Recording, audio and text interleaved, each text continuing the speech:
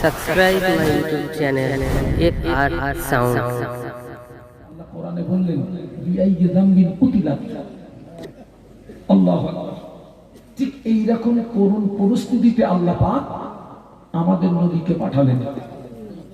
নবী মায়ের গর্ভে আব্বাকে হারালেন, 6 বছর বয়সে মাকে হারালেন, 8 বছর বয়সে দাদুকে হারালেন। দাদুজি ইন্তেকালের পরে বিশ্বনবী দেখাশোনার দায়িত্ব নিলেন চাচা আবু তলেব। কে নিলেন দায়িত্ব? আর ওই আবু তলেবের তত্ত্বাবধানে থাকাকালীন 40 বছর বয়সে বিশ্বনবী নবুয়ত পেলেন। নবুয়ত পাওয়ার পরে তিনি 3 বছর গোপনে গোপনে আত্মীয় স্বজন বন্ধু বান্ধবের কাছে আল্লাহ একাত্মবাদের দাওয়াত দিলেন।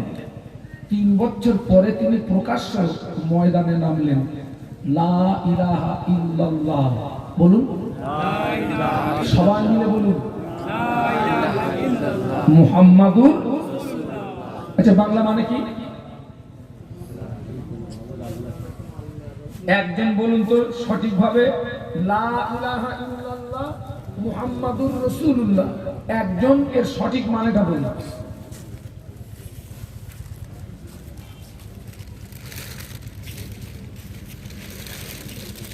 লা ইলাহা ইল্লাল্লাহ, নেই কোনো মাবুদ, মুহাম্মাদুর রাসূলুল্লাহ, মুহাম্মদ সাল্লাল্লাহু আলাইহি ওয়াসাল্লাম আল্লাহর প্রেরিত। আচ্ছা ভাই, আল্লাহ রাসূল বলছেন কোনো মাবুদ নেই, আইনদাতা নেই, হুকুমদাতা নেই, বিধানদাতা নেই, কেবলমাত্র একমাত্র আল্লাহ।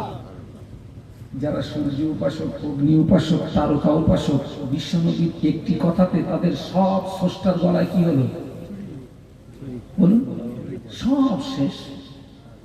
একটু এক কথায় কমপ্লিট। কোন মাবুদ নাই, কোন আইনদাতা নাই, কোন বিধানদাতা নাই, কোন হুকুমদাতা নাই, একমাত্র কেবলমাত্র শুধুমাত্র আল্লাহ ছাড়া আমি মুহাম্মদ আল্লাহর প্রেরিত পয়গম্বর। একটু জোরে বলুন। আল্লাহ নবী যখন প্রকাশ্য করে মা দাওয়াত দিতে লাগলেন, ওই রকম সময় আবু জাহাল, আবু লাহাব, উতবা, শাইবা ওদের দলীয় মানুষ যারা কুফারে কুরাইদের ভিতর থেকে তারাও 2-5 জন করে প্রকাশ্য আল্লাহর নবীর গায়ে হাত দিয়ে ঈমানের কলেমা পড়ে তারা মুসলমান হয়ে যায়। আল্লাহর নবী প্রকাশ্য দাওয়াত দিচ্ছেন, আর কাফেরদের ভিতর থেকে 2-5 জন করে তারাও প্রকাশ্য ইসলাম কবুল করছে। একটু মহব্বতের সুবহানাল্লাহ বলেন। ওই জমানার গুন্ডা বাহিনী ছিল কারা? প্রত্যেকটা জমানায় একটা গুন্ডা বাহিনী থাকে। আবু জাহাল, আবু লাহাব, উতবা, শাইবা। ভাই এদের নাম শুনে যেন হালকা পাতলা মনে করবেন না। আবু জাহালের ভয়ে মক্কার মানুষরা থরথর করে কাঁপত। মূল কথা, একটা প্রতিষ্ঠিত রাজ ক্ষমতার বিরুদ্ধে আল্লাহ আমার নবীকে একা নিয়েছেন। একটু সুবহানাল্লাহ। আচ্ছা, আল্লাহ আমাদের নবীকে ময়দানে নামিয়ে আল্লাহ কি ঘুমাচ্ছে নাকি? আমাদের আল্লাহ কি ঘুমায়? লা তাখুযুহু সিনাতুন ওয়ালা নাওম। আমাদের স্রষ্টা ঘুম থেকে পবিত্র। একটু জোরে বলুন। ওদের গাত্রদাহ শুরু হলো। আবু জাহাল, আবু লাহাব, আবু জাহাল, আবু লাহাব, উতবা, শাইবা ওদের গাত্রদাহ শুরু হলো। মুহাম্মদ যেভাবে নতুন ধর্ম প্রচার করছে, আমাদের দলীয় মানুষ যেভাবে মুহাম্মাদের দলে আশ্রয় নিচ্ছে, আমরা যদি মুহাম্মাদের কাজের গতি না রুখি, ভবিষ্যতে এমন একটা দিন আসবে যেদিন আমাদের কোনো অস্তিত্ব থাকবে না। আমাদের দলীয় মানুষ সব মুহাম্মাদের দলে যোগ দেবে। অতএব যে কোনো প্রসেসে মুহাম্মাদের কাজের গতিটা রুখতে হবে। আচ্ছা বলুন তো, বর্তমানে নবীর কাঁদছেন কি এখন? এই কথা বলেন আল্লাহ। আল্লাহ তো আছেনই বর্তমানে, দুনিয়ার দিক দিয়ে নয়। বিশ্বনবীর কাঁদছেন কে? আবু তালেব। কে আবু তালেব? যিনি ছিলেন কাবার মুতাওয়াল্লি, যিনি একজন পাওয়ারফুল মানুষ। আবু জাহাল, আবু লাহাব, উতবা, শায়বা ওরা পরামর্শ করে আল্লাহ নবীর চাচার কাছে এসেছে। ওই রকম সময় আল্লাহর নবী কলেমা প্রচারে বেরিয়ে পড়েছেন। আবু জাহাল, আবু লাহাব, উতবা, শায়বা আবু তালেবের কাছে এসে বলে, ও আবু তালেব, তুমি তোমার ভাইপোকে বলো, তোমার ভাইপো যদি মক্কার নেতা হতে চায় আমরা তাকে নেতা বানাবো, ধনী হতে চাইলে ধনী বানাবো, সুন্দরী নারী চাইলে নারী দেবো, তবে আমাদের শর্ত হলো একটা, নতুন ধর্ম প্রচার যেন না করে। আচ্ছা বলুন তো, বিশ্বনবী কার দেওয়া দায়িত্ব পালন করছেন? সবাই মিলে বলুন। বিশ্বনবীকে আল্লাহর দেওয়া দায়িত্ব থেকে এড়িয়ে রাখতে গিয়ে কাফেররা নবীকে অফার দিচ্ছে কটা? এক নাম্বার নেতা, দুই নাম্বার ধনী, তিন নাম্বার সুন্দরী নারী। আজকের বর্তমান সারা পৃথিবীর দিকে তাকিয়ে দেখুন, সারা পৃথিবীও চলছে এই তিনটে বিষয়ের উপরে। আজকে সারা পৃথিবীতে মারামারি, কাটাকাটি, হিংসা, বিদ্বেষ, খুনোখুনি, আমি নেতা হব, ধনী হব, আর রাত্রে যদি সুন্দর একটা নারী পাই আবার কি চাই, এখন তো নারীর যুগ। ঠিক সেই তিনটে টোপ মারলই শয়তানের দল। আল্লাহ রাসূল তখন অটোমেটিক কলেমা প্রচারে বেরিয়ে পড়েছে। ওরা এই সুবিধা আবু তালেবের কাছে, কারণ আবু তালেব এখন নবীর গার্জিয়ান। আবু তালেব, তুমি তোমার ভাইকে বলো, তোমার ভাই বোন নেতা হতে চাইলে নেতা বানাবো, ধনী হতে চাইলে ধনী বানাবো, সুন্দরী নারী চাইলে নারী দেবো, আমাদের শর্ত একটা, কলেমা প্রচারটা যেন না করে। আবু তালেব, তোমার ভাইপো আমাদের দাবি মেনে নিয়ে কলেমা প্রচার বন্ধ করে তো ভালো, এরপরেও যদি তোমার ভাইপো সংযত না হয় আমরা তোমাকে হুইপ জারি করছি, আজকের থেকে তুমি তোমার ভাইপোকে আর জায়গা দিতে পারবে না। তোমার ভাইপোকে যদি তুমি এরপরে জায়গা দাও তাহলে আমরা কিন্তু তোমার বিরুদ্ধে জিহাদ ঘোষণা করতে বাধ্য হব, আমরা তোমার বিরুদ্ধে জিহাদের মোকাবেলা আনতে বাধ্য হব। আবু তালেব কাবার মতোয়াল্লি হলেও সমাজ বলে একটা কথা আছে। আবু তালেবের ভয় লাগবে না? লাগবে না? আমার নবীকে জায়গা দিয়ে আবু তালেব উভয় সংকটে। ওরা আবু তালেবকে হুইপ জারি করে বাড়িতে এসে অঙ্ক করছে। আবু তালেবকে যা বলে এসেছি, সিদ্ধান্ত একটা নিতে হবে। আল্লাহ নবী কলেমার দাওয়াত দিয়ে বাড়ি ফিরলেন। আবু তালেব আমার নবীকে একটি নির্জন কক্ষে ডেকে নিয়ে বললেন, বাবা মুহাম্মদ, তোমার জন্য খুশির সংবাদ। আল্লাহ নবী মনে করলেন কোন বেঈমান বেদির মনে হয় কলেমা পড়ে মুসলমান হয়েছে। বাজি, একটা কাফের যদি কলেমা পড়ে মুসলমান হয়, আল্লাহর নবীর বুকটা যেন 50 হাতের মতো লম্বা হয়ে যেত।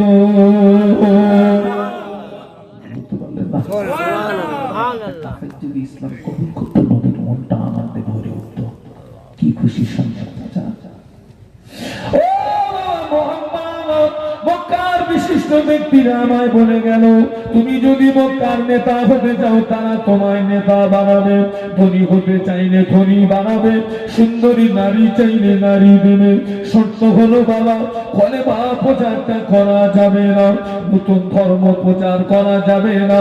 আল্লাহ নবী বললেন, ও আমার চাচা, আপনি ওদেরকে বলে দিন, যদিও ওদের দাঁড়াতে সম্ভব নয়, ওরা যদি আবার এক হাতে আসমানের চাঁদ এনে দেয়, অপর হাতে যদি আসমানের সূর্য এনে দেয়, এক হাতে আসমানের চাঁদ, অপর হাতে যদি আসমানের সূর্য এনে দেয়, তথাপিও মুহাম্মদ আল্লাহর দেওয়া দায়িত্ব কলেমা প্রচারটা বন্ধ করতে পারবে না।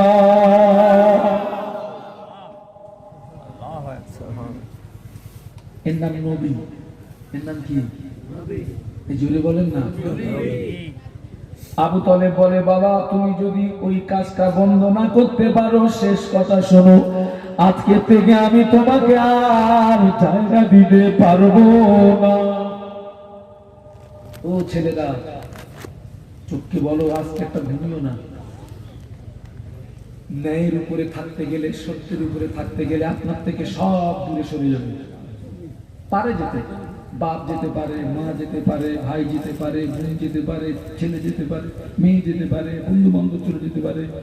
এরপরেও যখন আপনি মজবুতির সঙ্গে ন্যায়ের উপরে দাঁড়িয়ে থাকবেন, ওই সময় আল্লাহর পক্ষ থেকে আপনার উপরে রহমত নাজিল হবে। যদি বলতে পারলেন না। আবু তালেব বলে, বলেন বাবা মুহাম্মদ, আজকে থেকে আমি তোমায় জায়গা দিতে পারবো না, আশ্রয় দিতে পারবো না। কেন না? এরপরে যদি আমি তোমায় আশ্রয় দিই, ওরা আমার বিরুদ্ধে জিহাদের মোকাবেলায় নামতে বাধ্য হবে। বাবা, আজকে থেকে আমি তোমাকে আর আশ্রয় দিতে পারবো না। আল্লাহ নবী কেঁদে ফেললেন। ও আমার চাচা যান, ও আমার চাচা যান, মায়ের পেটে থাকাকালীন আমি আব্বাকে হারালাম, 6 বছর বয়সে মাকে হারালাম, 8 বছর বয়সে দাদুজিকে হারালাম। সেখান থেকে আপনার তত্ত্বাবধানে ছিলাম চাচা। সারাদিন মক্কার মানুষেরা আমায় কত দুচ্ছাই করে, সারাদিন মক্কার মানুষেরা আমায় কত গালি দেয়। সারাদিন পরে আমি যখন আপনার কাছে ফিরে আসি, আপনি আমাকে একবার মুহাম্মদ বলে ডাকার সঙ্গে সঙ্গে সারাদিনের কষ্ট নিবারণ হয়ে যায়, সারাদিনের কষ্ট আমার মুছে যায়। আজকের যদি আপনি আমাকে আশ্রয় না দেন, আজকের যদি আপনি আমাকে জায়গা না দেন, আমি মুহাম্মদ এই জন্ম পৃথিবীর জমিনে মুহাম্মাদের পাশে দাঁড়ানোর মতো কেউ নাই। পৃথিবীর জমিনে মুহাম্মাদের বলার মতো কেউ নাই। পৃথিবীর জমিনে মুহাম্মাদের চোখের পানি দেখার মতো কেউ নাই। ও আমার চাচা যান, আপনি আমাকে আশ্রয় দেবেন কিনা, জায়গা দেবেন কিনা, ওটা আপনার ব্যক্তিগত ব্যাপার। তবে আপনি আমাকে আশ্রয় দেন আর না দেন, আমি মুহাম্মদ আল্লাহর দেওয়া দায়িত্ব, আমি কলিমা প্রচারটা বন্ধ করতে পারবো না। এতদিন জানতাম আমার পাশে কেউ থাকার না থাক, আপনি ছিলেন, আজকের থেকে জানবো আমার কেউ নেই। তাই বলে আল্লাহর দেওয়া দায়িত্ব থেকে আমি এড়াতে পারবো না। সুবহানাল্লাহ বলে না? আরো জোরে বলুন, আরো জোরে বলে। একটু বিদ্যান তো নারাই তাকবীর, ছেলেরা জোরে বলো নারাই তাকবীর। হ্যাঁ, আবু তালেব কেঁদে ফেলেছে। ভাইপো তো, চাচা ভাইপোর ভিতরে মনোমালিন্য থাকলেও ভাইপোকে যদি পাড়া প্রতিবেশীকে প্রহর করে, সংবাদটা যদি চাচা কানে যায়, চাচা বাড়ি বসে থাকবে, ছুটবে না, ছুটবে না। আবু তালেব কেঁদে ফেলেছে। বলুন আল্লাহু আকবার। যদি বলতে পারলেন আবু তালেব কাঁদতে কাঁদতে বলেছিলেন, ও বাবা মুহাম্মদ, কেঁদো না বাবা, রোনাজারি করো না বাবা, দুঃখ দিও না বাবা।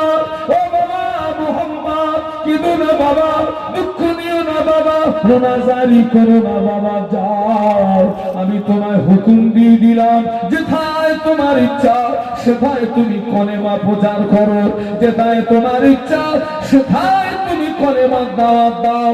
আবু তালেব যতদিন পৃথিবীতে জীবিত আছে দেখে নিতে চায় মক্কার কোন শক্তি মুহাম্মদকে ক্ষতি করতে পারে। ওই দিনে বিশ্বনবী কান্না ভরা চোখে হেসে ফেলেছিলেন।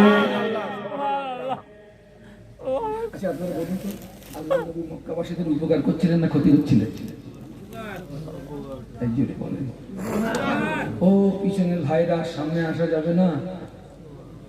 আমি কি এত পাপী? একটু আসা যাবে না? ও পিছনের ভাইরা, একটু আসা যাবে না? হ্যাঁ, ছেলেরা আসো না, কাছাকাছি আসো। একটু দরুদ শরীফ আল্লাহুম্মা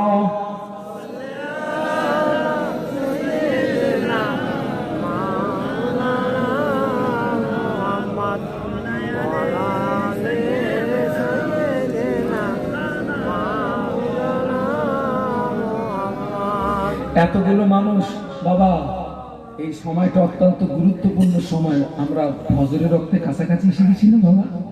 এই সময়টা দোয়া কবুলিয়াতের সময়। জোরে জোরে পড়ো না, আল্লাহুম্মা সাল্লি আলা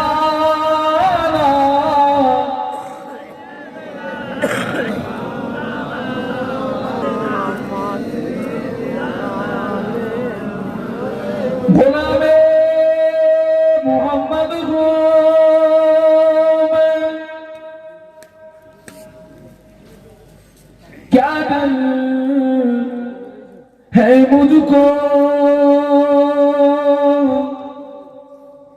गुलामे में उनकी गुज़ारा करूंगा। अज़ल से पड़ा हूँ मैं कदमों में उनकी, जुदाई न हरगिज़ गवारा करूंगा। अल्लाहुम्मा पढ़ो बाबा सल्ले अला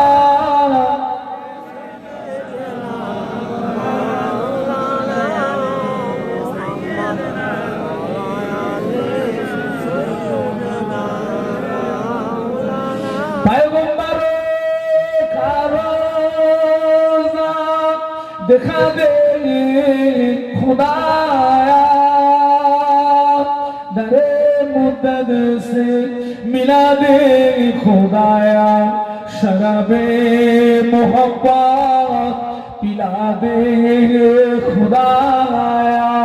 पैगंबरों का रोज़ा दिखा दे खुदाया।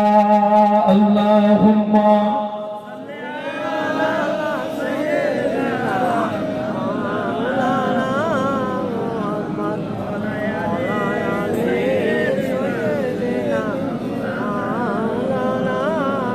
সকলে জবান খুলে বলুন আল্লাহু আকবার।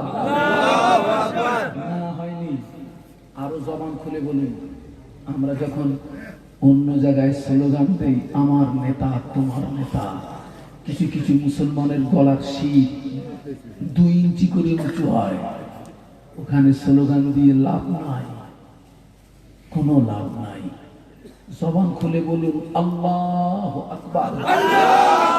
আরো জোরে বলুন আল্লাহু আকবার। আল্লাহু আকবার বললে লাভ আছে না নেই? আছে। এই কথা বলতে গেলে লাইনটা একটু অন্যদিকে চলে যাচ্ছে, আমি আবার ঘুরে এই জায়গায় আসবো, অসুবিধা নেই তো? কিয়ামতের মাঠে ময়দানে মাশারে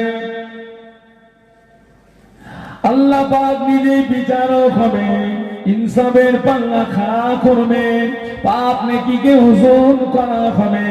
যার নেকির পাল্লা ভারী হবে ঠিকানা জান্নাত হয়ে যাবে, যার গুনার পাল্লাটা ভারী হবে ঠিকানাটা জাহান্নাম হয়ে যাবে। কিয়ামতের মাঠে এক বান্দার আল্লাহ বিচার নিলেন, বিচার করার পরে দেখতে পাওয়া যায় ওই বান্দার জীবনের একটা নেকি কম হয়ে গেল। একটা নেকি কম হওয়ার কারণে আল্লাহ বান্দাকে জাহান্নাম অর্ডার করে দিয়েছে। কার অর্ডার? আল্লাহ। আর জোরে বলে, এখানে বান্দার কিছু বলার থাকবে যে আল্লাহ তুমি আমাকে জাহান্নাম অর্ডার করলে কেন? আল্লাহ কার অর্ডার? আল্লাহ। যাও জাহান্নামে চলে যাও। কটা নেকি কম? একটা। একটা নেকি, একটা নেকি যদি পেয়ে যায় ওই ব্যক্তির জন্য জান্নাতে যাওয়াটা, কিয়ামতের মাঠে কেউ একটা নেকি দেবে বাবা, আব্বা আম্মা, প্রিয়তমা স্ত্রী, ছেলে মেয়ে। ইয়াউমা ইয়াফিরুল মারউ মিন আখিহি ওয়া উম্মিহি ওয়া আবিহি ওয়া সাহিবাতিহি ওয়া বানিহি।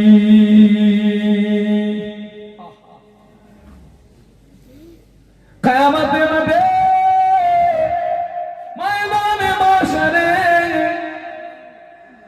আখি বনে ভাই, উম্মুন বনে মা, আবি বনে পিতা।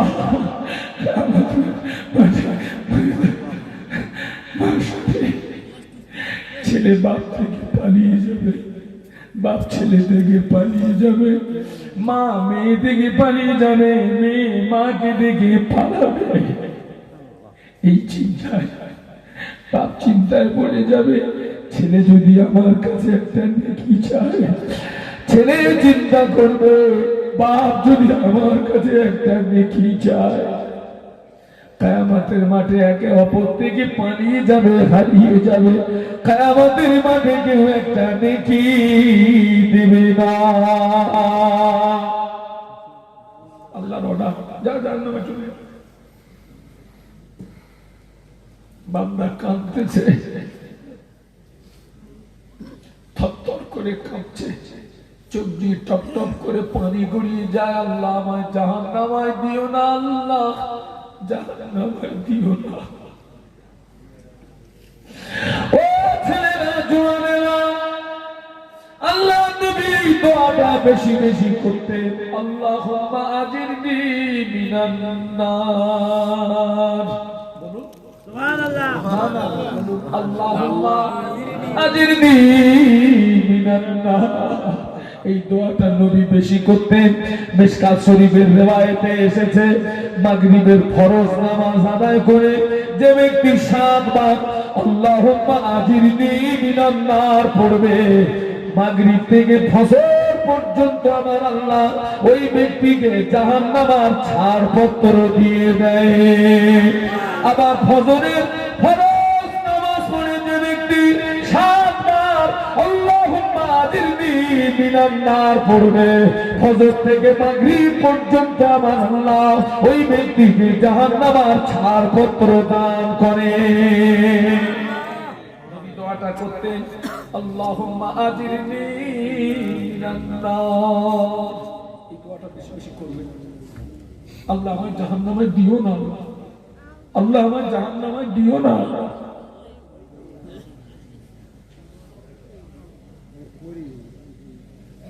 আল্লাহ রহমতে দুনিয়ার জোশ মেরে গেল। সুবহানাল্লাহ বলবেন না? যদি বলতে পারলেন না। ও আমার বান্দা, ও আমার বান্দা, কেঁদো না বান্দা, রোনাজারি করো না বান্দা। তোমার জীবনের একটা নেকি এখনো আমার কাছে মওজুদ আছে, ওই নেকিটা তোমার নেকির পাল্লায় চাপাই না। আল্লাহর বান্দা বলে, আল্লাহ আজ হাসরের ময়দানে তুমি কি আমার সঙ্গে ঠাট্টা করছো নাকি? আজ হাসরের ময়দানে তুমি কি আমার সঙ্গে বিদ্রুপ করছো নাকি? ওরে আমার বান্দা দা, আমি তোর সঙ্গে ঠাট্টা করি না, আমি তোর সঙ্গে বিদ্রুপ করি না। আমার যে একটা নেকি তোমার কাছে এখনো মওজুদ, ওই নেকিটা কোন নেকি? আল্লাহ বলে, বান্দা তুই এক রাতে ঘুমিয়েছিলি বান্দা, ওই ঘুমের ভিতরে এক করর থেকে যখন অপর করতে গিয়েছিলি, এক কাত থেকে যখন অপর কাতে গিয়েছিলি, ওই ঘুমান্ত অবস্থায় এক কাত থেকে যখন অপর কাতে গিয়েছিলি, তোর জবান থেকে একবার আল্লাহ শব্দ বেরিয়েছিল। ওই আল্লাহ বলার কারণে আমি যে নেকি দান করেছি, ওই নেকিটা আমার কাছে মওজুদ আছে। বলুন সুবহানাল্লাহ। ঘুমিয়ে ঘুমিয়ে বলেছিলি, আমরা ঘুমিয়ে ডান কাত থেকে বাম কাত, বাম কাত থেকে ডান কাত, হয় না? হয় না? ছোটবেলার কথা মনে নেই? আব্বা মা পাঁজা করে মশারির ভিতরে আমাদের শুইয়ে দিয়েছে, কিন্তু সকাল হয়েছে মশারির বাইরে। কতটা মনে পড়ে না? পড়ে না? ও আমার বান্দা, তুই ঘুমিয়েছিলি, ঘুমের ভিতরে এক করর থেকে যখন অপর করতে গিয়েছিলি, এক কাত থেকে যখন অপর কাতে গিয়েছিলি, তোর জবান থেকে একবার ঘুমের ভিতরে আল্লাহ শব্দ বেরিয়ে গেল। একবার আল্লাহ বলার কারণে তোর যে নেকি হয়েছে, ওই নেকিটা আমার কাছে মওজুদ আছে। ও ও আমার ফেরেশতারা, এই নেকিটা নিয়ে আমার বান্দা নেকির পাল্লায় চাপিয়ে দাও। আল্লাহ ফেরেশতারা ওই নেকিটা নিয়ে বান্দা নেকির পাল্লায় যেনা চাপিয়ে দেবে, আল্লাহ হুকুমে বান্দা নেকির পাল্লাটা ভারী হয়ে যাবে। আর একটু জোরে বলো। ঘুমিয়ে ঘুমিয়ে আল্লাহ বলে যদি জান্নাতে যাওয়ার ওসিলা হয়, জেগে জেগে আল্লাহ বললে তার চেয়ে লাভ কম না বেশি? জবান খুলে বলুন আল্লাহু আকবার। ফিরে আসুন। আল্লাহ নবী মক্কাবাসীদের উপকার করছিলেন না ক্ষতি করছিলেন? বিনিময়ে নবী পেয়েছিলেন কি? উপকারের বিনিময় বিশ্বনবী একদিকে সত্য কলেমা প্রচার করছিলেন, অপরদিকে অন্যায়ের বলুন প্রতিবাদ। এই দুটি কারণে আমার নবীকে মক্কার মাটিতে 13 বছর মার খেতে হলো। কতদিন বলেছি? মার খেতে হলো, গায়ে রক্ত দিতে হলো, দামদাম মোবারক শহীদ হলো। গভীর রাতে নবীকে কাঁদতে কাঁদতে তার জন্মভূমি ছেড়ে দিয়ে মক্কা থেকে মদিনাতে চলে যেতে হলো। আল্লাহ নবী যেদিন মক্কা থেকে মদিনায় যাচ্ছিলেন, বারবার কাবার দিকে তাকিয়ে কাঁদছিলেন আর বলছিলেন, ওরে কাবা, তোর নিষ্ঠুর সন্তানরা আমাকে থাকতে দিল না, আমি চলে যাচ্ছি, তবে আবার আমি আসবো। সুবহানাল্লাহ বললেন না? জুড়ে বলতে পারলেন না?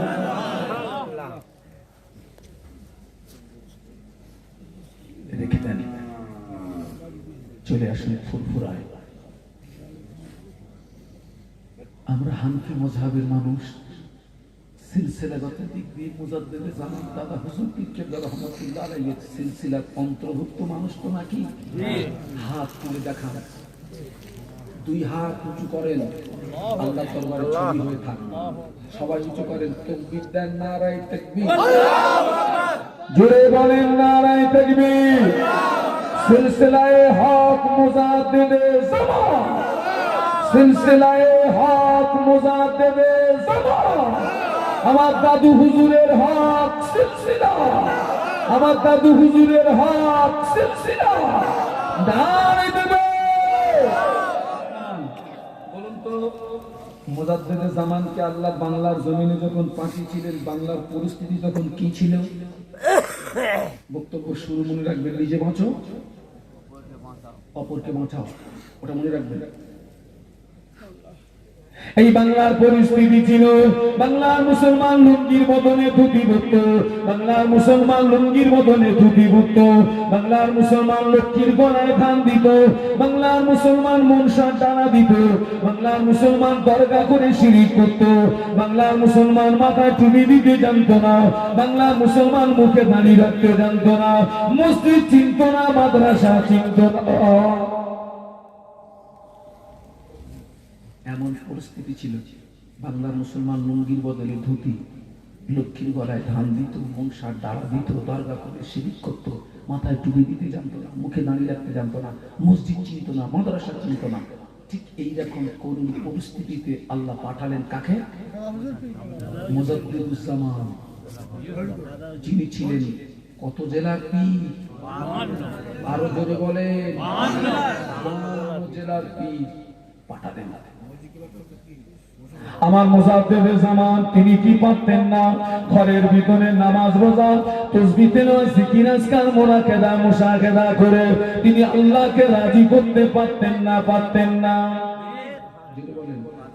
পারতেন। তিনি কি তার জীবনটাকে ঘরের মধ্যে সীমাবদ্ধ রেখেছিলেন? না। ও আমার ভাইরা, মুজাদ্দিদুজ জামান আমির শরিয়ত কুতুবুল আলম তারা হুজুর পীর কেবলা রাহমাতুল্লাহ আলাইহি চিন্তা করেছিলেন, আমি আবু বকর, আমি যদি ক্ষণের ভিতরে নামাজ রোজা তাসবিহ তেলাওয়াত জিকির আজকার মুরাকাবা মুশাহাদা করে যদি কাটিয়ে দিই, বাংলার মুসলমান যদি বেঈমান হয়ে মারা যায়, বাংলার মুসলমান যদি ঈমান খারাপ হয়ে মারা যায়, আমি আবু বকর কিয়ামতের মাঠে আল্লাহ পাকের দরবারে কি মুখ দেখাবো? আমি আবু বকর কিয়ামতের মাঠে আল্লাহ পাকের দরবারে কি জবাব দেব? এই কথা মনে করে কোরআন শরীফের আয়াতের উপরে আমল করতে গিয়ে ইয়া আইয়ুহাল্লাযীনা আমানু কু আনফুসাকুম ওয়া আহলিকুম নারা, এই আয়াতের উপরে আমল করতে গিয়ে আল্লাহ নবীর হাদিস আলা কুল্লুকুম রাইন ওয়া কুল্লুকুম মাসউলুন আন রাইয়াতিহি, এই হাদিসের উপরে আমল করতে গিয়ে মুজাদ্দিদে জামান তিনি নিজে জাহান্নামের আগুন থেকে বেঁচেছিলেন।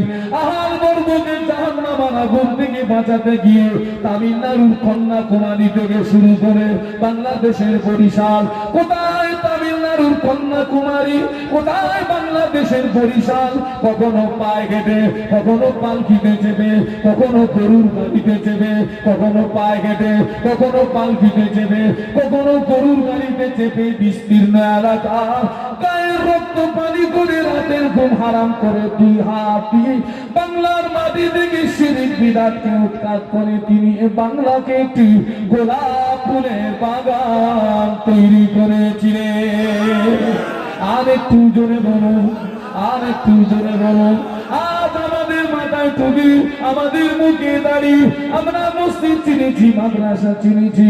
এ অবদান হলো আমার মুজাদ্দিদুজ্জামানের রেখে যাওয়া অবদান। এ অবদান হলো আমার মুজাদ্দিদুজ্জামানের 5 কলিজার টুকরা দিকে রেখে যাওয়া অবদান। এ অবদান হলো তার প্রধানতম খলিফা আল্লামা রুহুল আমিন রহমাতুল্লাহ আলাইহির 2 হাত দিয়ে কলম চালানো লিখিত কিতাবেরই অবদান। বললেন না সুবহানাল্লাহ? জোরে বলতে পারলেন না সুবহানাল্লাহ? সত্য বলছি না মিথ্যা বলছি? সত্য। কোথায় তামিলনাড়ুর কন্যাকুমারী, কোথায় বাংলাদেশের বরিশাল? কিসে কিসে ছুটেছেন? পালকি, পায়ে হেঁটে, গরুর গাড়ি। এ বাবা, পালকিতে স্বস্তিতে বসা যায়? আমারও যদি এখন কেউ এখান থেকে পালকিতে করে, আমার কত আগামীকাল আমার জলসা আছে, 2টো জলসা আছে হাওড়া জেলা আমপা। এখন যদি আমার বাড়ি থেকে কেউ পালকিতে করে নিয়ে যায় বাবা, আরে হাওড়া জেলায় কি যদি নামিয়ে দেয়, এটা যদি ঠ্যাং সোজা হবে বলে মনে হয়? হ্যাঁ, এক্সরে করা লাগবে। হ্যাঁ, গরুর গাড়ি, গরুর গাড়ি এমন একটি গাড়ি, গাড্ডায় পড়লে ওই গাড়ির বডিতে যতটা ধাক্কা লাগে, গাড়িতে যিনি থাকেন তানার বডিতেও ততটা। আজকে আমরা কি আমাদের গায়ে যেন ধাক্কা না লাগে, গাড়ির নিচে সকার আছে, সকার মাসাবে, সকার যদি ফেল করে গাড়ির ভিতরে 1.5 হাত পুরু গদিতে বসে আছে, হুজুরের যদি সকার ফেল করে তো গদিতে হুজুরি মাসাবে।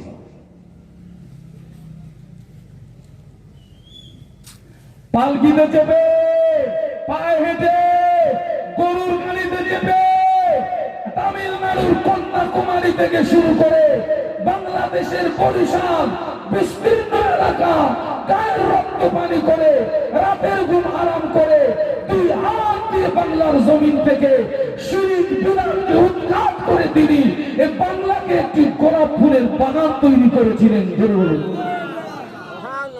আজকের সেই সাজানো বাগান এক শ্রেণীর হুতুম পেঁচার দ্বারাই নষ্ট হচ্ছে।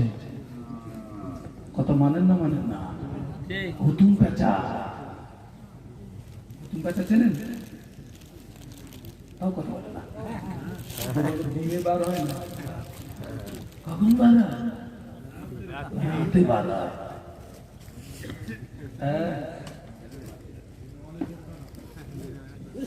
আজকের একদল লোক বলছে হুজুররা কিছু করেনি, শুধু মুরগির রাম চিপিয়ে গেছে, কামাইটা ধোনার আমরা ধরেছি।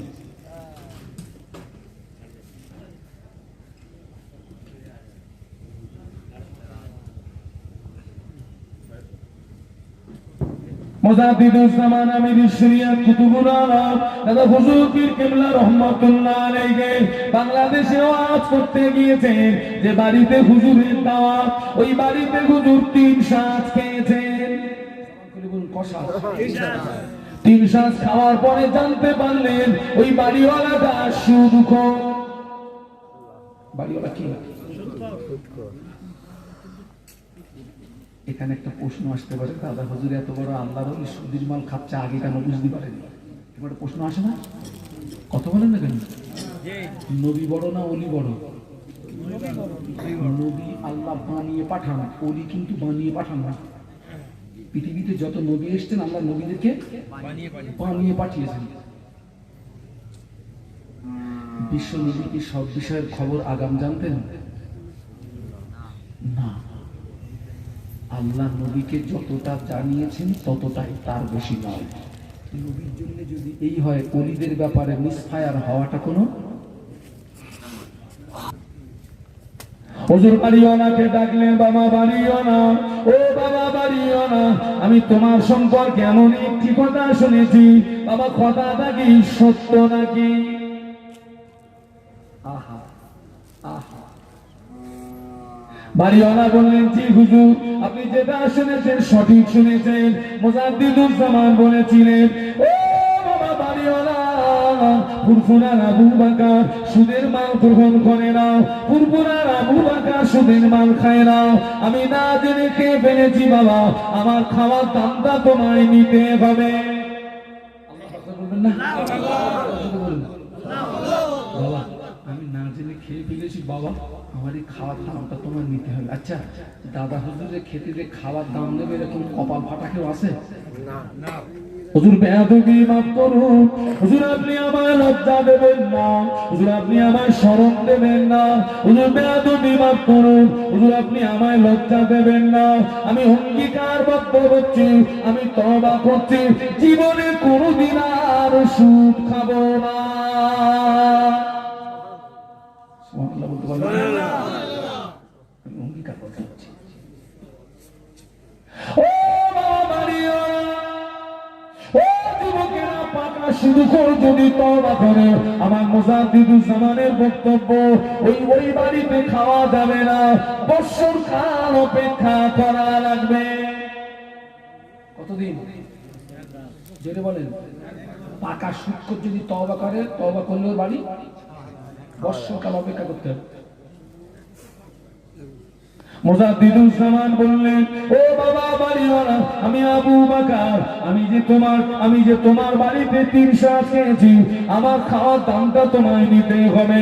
তবে আমি আবু বকর, আমি যে তোমার খাওয়ার দামটা দেবো, ওই পয়সাটা আমার কাছে নাই। 3 শাক খাওয়ার দাম দেবেন, টাকা নাই। কথা শুনছেন নাকি? 3 সাজের খাওয়ার দাম দেবে, টাকা নেই গো। ও বাবা বাড়িওয়ালা, আমি আবু বকর, আমি যে তোমার খাওয়ার দাম দেবো, ওই পয়সাটা আমার কাছে দাও। আমি আবু বকর, আমার গায়ের জামাটা তোমায় দিয়ে যাচ্ছি বাবা। হুজুরের জামার ভিতরে ফতুয়া পরা ছিল। ও বাবা বাড়িওয়ালা, আমি আবু বকর, আমার গায়ের জামাটা তোমায় দিয়ে যাচ্ছি বাবা। আমি আবু বকর, আমি ফুরফুরা শরীফে গিয়ে তোমার খাওয়া দামটা পাঠিয়ে দেবো। আবু বকরের জামাটাকে পার্সেল করে ফুরফুরায় পাঠিয়ে দিও। জোরে বলুন, আর একটু জোরে বলুন। আজকের আমরা দাদা হুজুরের ভক্ত, পাঁচ হুজুরের ভক্ত, আল্লামা হুজুরের ভক্ত। আল্লামা হুজুর রহমাতুল্লাহ আলাইহি দাওয়াত নামায় লিখে দিতেন, লঙ্কার ঝাল, সুদের মাল, ডাল, আলু ভর্তা পছন্দ করে থাকি, লঙ্কার ঝাল, সুদের মাল থেকে পরেজ করে থাকি। ইতি মুহাম্মদ রুহুল আমিন। আজকে যার দরবারে এসছে, তিনি যে দাওয়াত নিতেন, সেই দাওয়াত নামায় লিখতেন, কি লিখতেন? ডাল, আলু ভর্তা, কথা বলেন না, পছন্দ করে থাকি, লঙ্কার ঝাল আর সুদের মাল পরেজ করে থাকি। ইতি মুহাম্মদ রুহুল আমিন। সুবহানাল্লাহ বলা যাবে? ভাইরে, আমরা দাদা হুজুরের ভক্ত, পাঁচ হুজুরের ভক্ত, আল্লামা হুজুরের ভক্ত। এই ভক্তদের ভিতরে পাকা পাকা সুদখোর আছে না নেই? হ্যাঁ, পাকা পাকা সুদখোর কে বাবা? কাগজে যদি লেখা হয় র দন্তস্ব গয়কার লয় লয় আকার, কি হবে ওটা? ওইটা লিখে যদি চাটি, রসগোল্লার টেস্ট পাওয়া যাবে বাবা।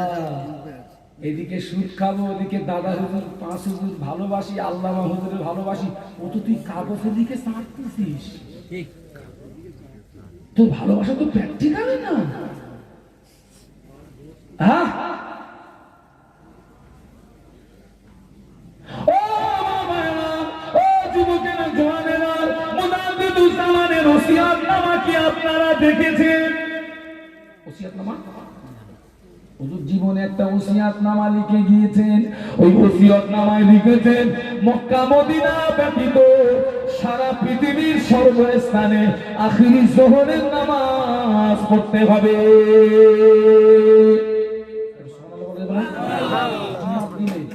মক্কা মদিনা এই 2 জায়গা ছাড়া সারা পৃথিবীর সর্বস্থানে জুমার দিনে আখিরি যোহরের নামাজ আমি নিজে চোখে দেখেছি যারাই দাদা হুজুরকে ভালোবাসে বলে চেঁচায়, যারা পাঁচ হুজুরকে ভালোবাসে বলে চেঁচায়, যারা আল্লামা হুজুরকে ভালোবাসে বলে চেঁচায়, এদের ভিতর থেকে একদল মানুষকে আমি দেখেছি এরা জুমার দিনের 2 রাকাত পড়ে পালায়। ঠিক বলেছি না ভুল বলেছি? ও কি প্র্যাকটিক্যালে ভালোবাসে না কাগজের দিকে চাটতেছে?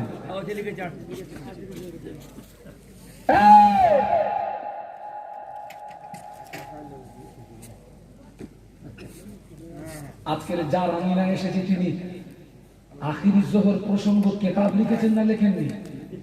কথা বলেন, আপনি কি নাম ভক্ত? হ্যাঁ,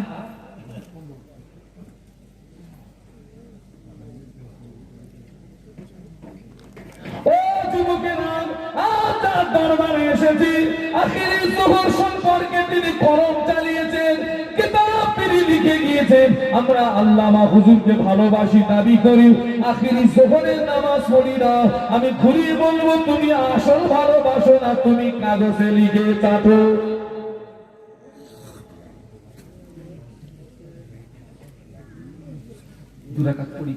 আপনি দেখুন অধিকাংশ মসজিদে, এবং আমি নাম করে বলছি হুজুরের দরবারে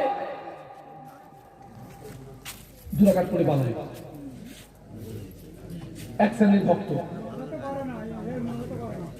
ঠিক বলছি না ভুল বলছি? তার নিজের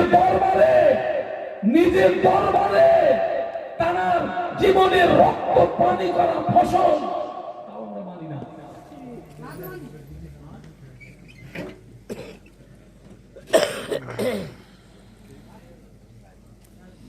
2 রাকাত পড়ে পালাচ্ছে। যারা 2 রাকাত পড়ে পালান এরা বাকি নামাজ পড়ে বলে কি মনে হয়? আপনার কথা বলেন না কেন? এই ভাই চা দাও, বসে বসে চা দাও, বসে বসে চা দাও, আমাকে ডিস্টার্ব করবেন পড়ে না। তাহলে ওই নামাজ কি পড়ার দরকার নেই? না না, ওই বাদ বাকি নামাজগুলো পড়ার কি প্রয়োজন নাই? ওর কি কোনো গুরুত্ব নাই? যারা আখিরি জোহরের নামাজ পড়বে না ওদের বছরে 52টা জুমা কাজা হবে। কথা বলেছি, 52টা জুমা কাজা হবে। আচ্ছা, এখানে আপনারা বসে আছেন, একজন বলুন তো আখিরি জোহরের নামাজ ওয়াজিব না সুন্নত না নফল?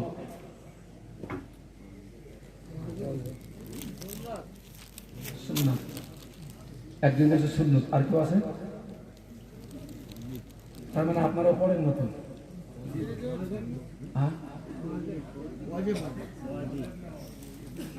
ওয়াজিব গড়ে ভুল সব।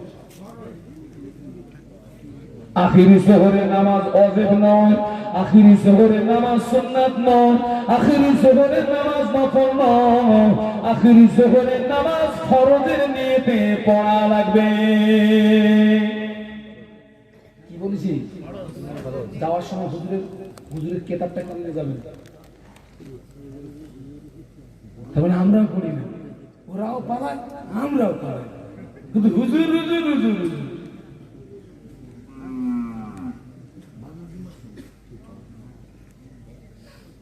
তার দরবারে বসে কথা বলছি, কিতাব পড়ুন, হালুয়া কিনে বাড়ি যাবেন না। জীবনে অনেক হালুয়া বাড়ি নিয়ে গিয়েছেন, জীবনে অনেক খাবার বাড়ি নিয়ে গিয়েছেন। কিতাব কিনে নিয়ে যান, নিজে পড়ুন, আপনার সন্তানের হাতে তুলে দেন। সে আল্লামা হুজুরকে চিনুন, মুজাদ্দিদে জামানকে চিনুন।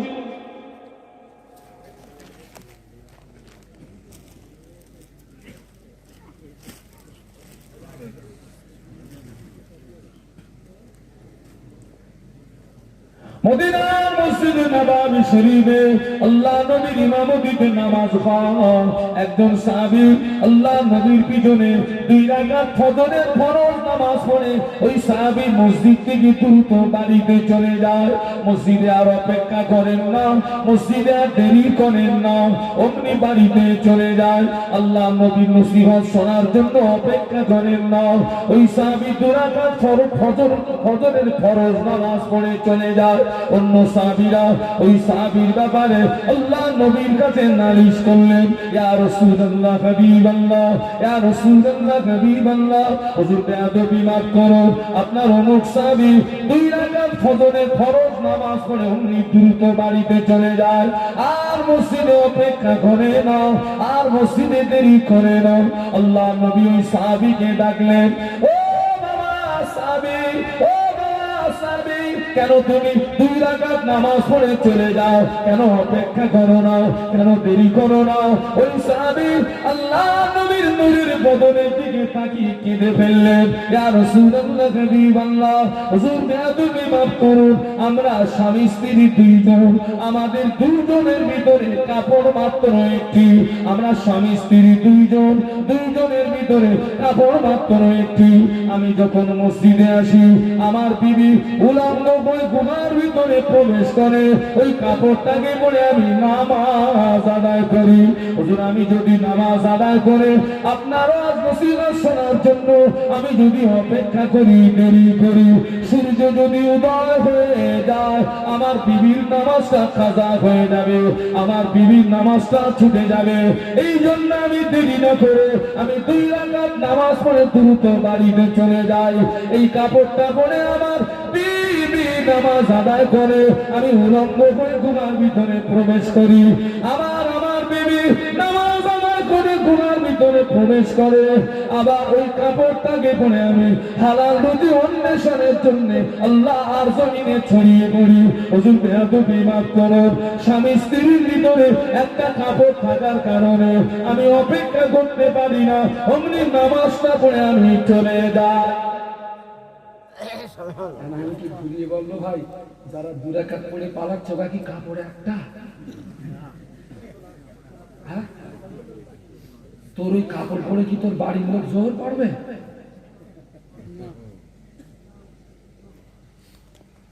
হুজুর ভক্ত তুমি?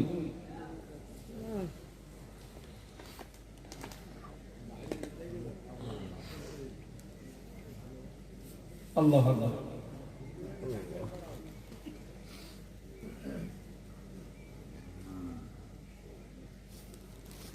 আজকের অত্যন্ত দুঃখের সঙ্গে বলছি, আমার মুজাদ্দেদে জামানের শত্রু যারা, 5 হুজুরের শত্রু যারা, আল্লামা হুজুরের শত্রু যারা, আমার সিলসিলার মানুষ মাহফিল দেয় আর সেই দুশমনদের দাওয়াত করে আনে। ঠিক বলছি না ভুল বলছি? আহলে হাদিস, পাক্কা আহলে হাদিস, তারে দাওয়াত করে এনে আমার ঘরের ছেলেরা হাজার হাজার টাকা তাদেরকে গুনে। লজ্জা থাকার দরকার ছিল, শরম থাকার দরকার ছিল। তুই আমার দাদা হুজুরের দুশমন, আমার 5 হুজুরের দুশমন, তুই আল্লামা হুজুরের দুশমন। আমার ঘরের ছেলেরা এরা দাদা হুজুরের ভক্ত, এরা 5 হুজুরের ভক্ত, এরা আল্লামা হুজুরের ভক্ত, আহলে হাদিস, লামাযাবি, জামাতে ইসলামী, তাদেরকে এনে হাজার হাজার টাকা নজরানা দেয়। জামাতে ইসলামীরা পীর মানে না, কথা শুনছেন নাকি? জামাতে ইসলামীরা পীর মানে না, আর সেই পীরের ভক্ত ছেলেরা এনে টাকা বুঝতেছে। শয়তান।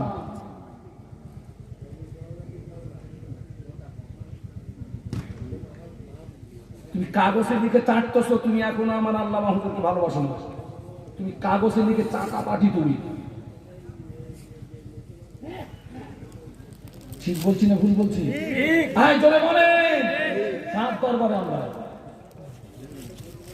তিনি গায়ে রক্তপানি করেছিলেন।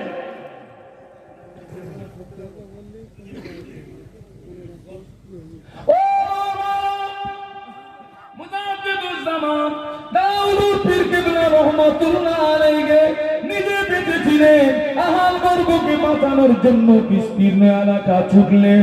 আহারে মুজাদ্দিদুজ্জামান তিনি দুনিয়া থেকে জান্নাত দখল করেছিলেন। আরো জোরে বলুন সুবহানাল্লাহ। আমরা হলাম মরে মুর্দা, আমার মুজাদ্দিদুজ্জামান বলেন করে জিন্দা। বলুন সুবহানাল্লাহ। আমার 5 হুজুর কবরে জিন্দা না মুর্দা? মুজাদ্দেদে জামান জিন্দা না মুর্দা? আল্লামা রুহুল আমিন রহমাতুল্লাহ আলাইহি কবরে জিন্দা না মুর্দা?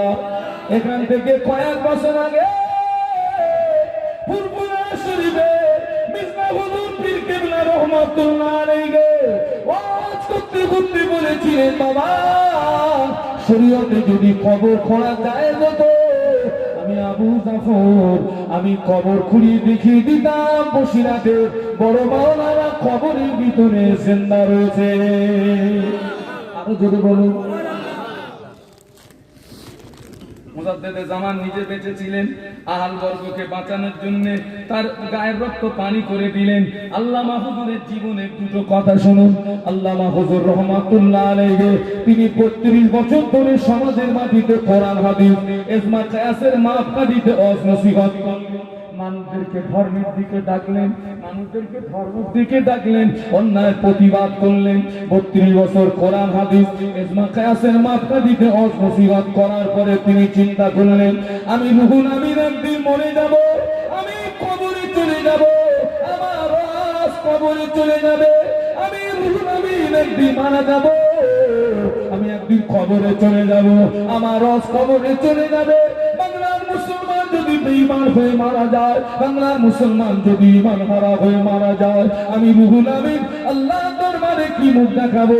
কোরআন শরীফের ওই আয়াতের উপরে আমল করতে গিয়ে, ইয়া আইয়ুহাল্লাযীনা আমানু কু আনফুসাকুম ওয়া আহলিকুম নার, ওই আয়াতের উপরে আমল করতে গিয়ে আল্লাহ নবীর হাদিস আলা কুল্লুকুম রাঈন ওয়া কুল্লুকুম মাসউলুন আন রাইয়াতিহি, ওই হাদিসের উপরে আমল করতে গিয়ে তিনি চিন্তা ভাবনা করে রাতের ঘুম হারাম করে গায়ের রক্ত পানি করে 2 হাত দিয়ে কলম চালিয়ে তিনি 1.5 শতাধিক কিতাব আমাদের উপহার দিয়ে দিয়েছেন।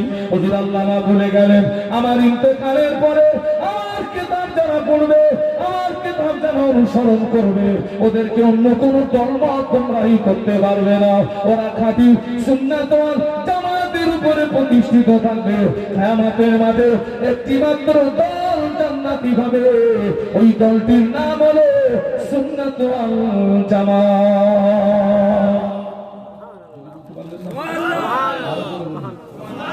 আরো জোরে বলুন।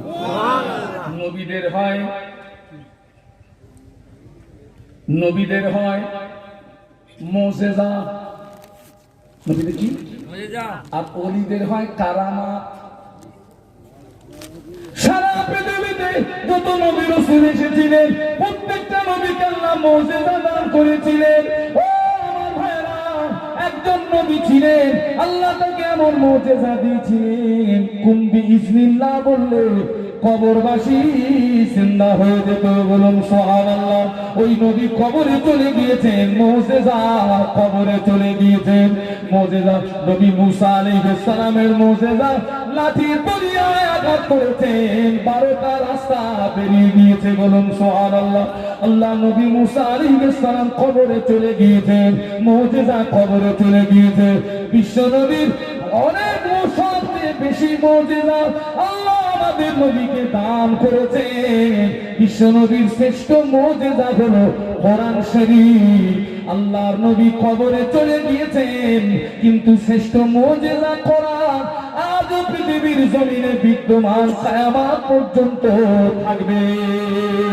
আবার ওলিদের হয় কারামাত। পৃথিবীতে অনেক ওলিকে আল্লাহ কারামাত দিয়েছিলেন, ওলিরা কবরে চলে গিয়েছেন, কারামাত কবরে চলে গিয়েছে, ওলিরা কবরে, কারামাত কবরে চলে গিয়েছে। আল্লামা হুজুরের জীবনের শ্রেষ্ঠ কারামাত হলো লিখিত কিতাব। তিনি কবরে চলে গিয়েছেন, কারামাত আজও জারি আছে।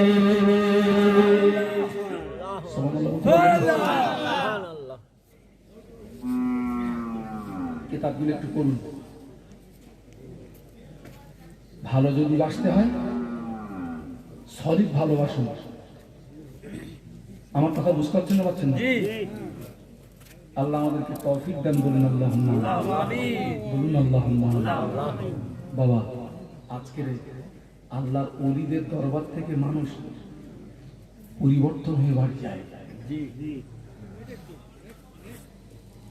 ওলিদের দরবার থেকে আজকের সেই এমন একটা আল্লাহ মাহবুব বান্দার দরবারে এসেছে, এখান থেকে আমাদের কিছু নিয়ে যেতে হবে। আল্লাহ আমাদের সবাইকে খাতে নবীর খায় নসিব করুন। বলুন আমিন। বলুন আল্লাহুম্মা আমিন। বলুন আল্লাহুম্মা আমিন। উঠে দাঁড়ান। আজকের এই দ্বিতীয় দিন ইসালে সাহেবের পক্ষ থেকে সোনার মদিনায় একটু সালাম পাঠিয়ে দিন, দোয়া হবে, আমি অধিক দোয়া করবো।